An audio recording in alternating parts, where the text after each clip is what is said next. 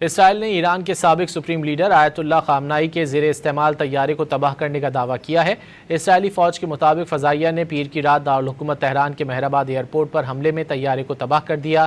طیارے کو تباہ کرنے سے ایرانی حکومت کی فوجی طاقت بڑھانے اور اپنی صلاحیتوں کو دوبارہ بحال کرنے کی کوششوں کو شدید دھچکا لگے گا۔ اسرائیل نے ایران کے سابق سپریم لیڈر آیت اللہ خامنائی کے زیر استعمال طیارے کو تباہ کرنے کا دعویٰ کیا ہے۔ اسرائیلی فوج کے مطابق فضائیہ نے پیر کی رات دارالحکومت تہران کے مہر آباد ایئرپورٹ پر حملے میں طیارے کو تباہ کر دیا۔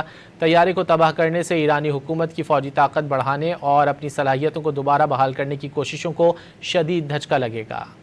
اسرائیل نے ایران کے سابق سپریم لیڈر آیت اللہ خامنائی کے زیر استعمال طیارے کو تباہ کرنے کا دعویٰ کیا ہے۔ اسرائیلی فوج کے مطابق فضائیہ نے پیر کی رات دارالحکومت تہران کے مہر آباد ایئرپورٹ پر حملے میں طیارے کو تباہ کر دیا۔ طیارے کو تباہ کرنے سے ایرانی حکومت کی فوجی طاقت بڑھانے اور اپنی صلاحیتوں کو دوبارہ بحال کرنے کی کوششوں کو شدید دھچکا لگے گا۔